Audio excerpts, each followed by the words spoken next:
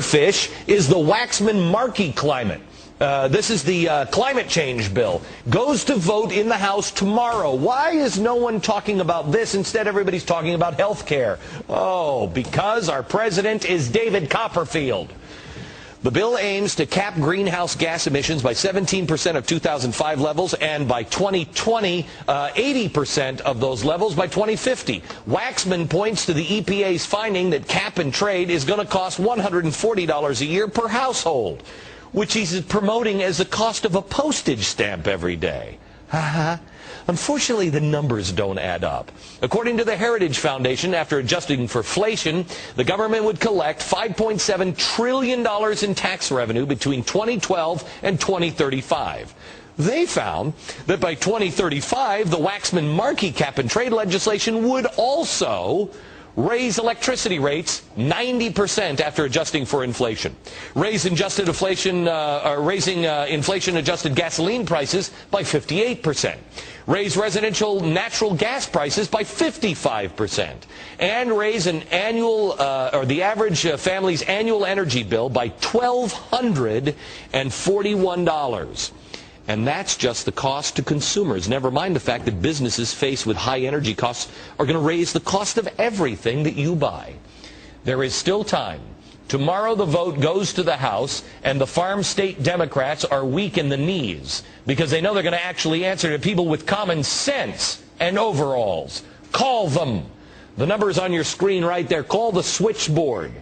There needs to be some common sense in the House, and then it's going to be picked up and go to the Senate if it passes tomorrow.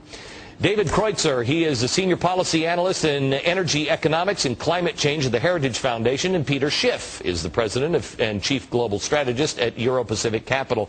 I guess, David, let me start with here.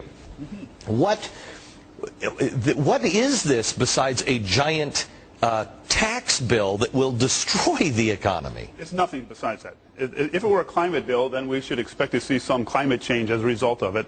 And the climatologists have calculated it would make 0.05 of a degree difference in 2050. Maybe at most 0.2 of a degree, and probably less than that in 2100. So it's a tax bill. And it's a hidden tax bill. They're calling it cap and trade, cap and invest, cap and something. But it's cap and tax. It's going to raise energy prices. Energy consumers, businesses have to pay that tax. Peter, thousands of dollars per family per year. This is a derivatives market, right? This is creating a new, right? Well, they're hoping to create that in the trade portion of it. But you're right. It's a tax. It's, we're kicking an economy when it's down. The last thing we need is a new tax, especially one as expensive to enforce and administer as this tax. And what really bothers me is they don't even really have the specifics in the bill they're passing. They're giving the EPA a blank slate. I mean, didn't they learn anything from TARP? I mean, who knows what these guys are going to come up with? Yes, I contend they did learn something from TARP. They can create a monster, and nobody even looks at it. I mean, I think this is the biggest and probably the best misdirection. This is why I say Barack Obama is genius. The misdirection on this is incredible. Nobody's talking about this, and they vote on it tomorrow. It's 1,200 pages. Nobody can have read the thing. And I heard a congressman say, well, if I only had a few hours, then I could really understand it. And I'm thinking, wow, he must be Einstein. If he could understand it in a few hours. Yeah, I couldn't read a third of it in a few hours. But it's not even just kicking us when we're down. They're actually kicking us in the groin, because it's going to hurt the industry the most. I mean, at the time where we really have to start producing more and making more products and being globally competitive and exporting, this is a giant tax on productivity, on production. I mean, who knows? Companies might actually go out of business just so they can sell their carbon credits. Well, this is the thing that that kills me and that we don't learn. The people who are in bed helping draft this legislation are big companies, gigantic corporations, energy companies. Cap and trade, the biggest lobbyist for that was Enron. Right. Because they knew it was a scam and they could get rich off of it. So it's going to be designed to hurt the little guy. They had to give away 85% of the tax revenue to different special interests to get it out of the first committee. So this is a tax bill that's the most inefficient tax bill that we've ever had. It destroys 85% of the money is going to special interest and not going into the Treasury? Absolutely. They had to give that away. Those are called the value of the so-called allowances. It's obscene. Oh, it's They're stealing. Yeah, let me just show you a couple of. This is a gas bill. The average family gas bill is $68. Under this, if it passes, it will be $105.40. Here's the average American family gas bill to keep Florida above water gas company. Average gas bill here, $167.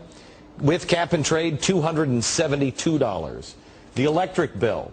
Average American family's electric bill. Save the polar bear. $99 now. It will be $180. How do we? How does the average? Well, we can't. If the economy was in sound shape, then maybe you can make an argument that we can afford it. But we're already broke. We're already suffering from all the government meddling of the past. It's just one incompetent program after another. They destroyed the economy, and now they're doing this. They got all their health care plans. They're not even looking at reality. And instead of reforming the regulations that led to this mess and focusing on the bigger issues, they're just creating additional problems. How long does it take for us to go into irreparable status if this passes? That's a good question. We don't know. I mean, we saw how quickly we went into recession with the higher energy prices from last year.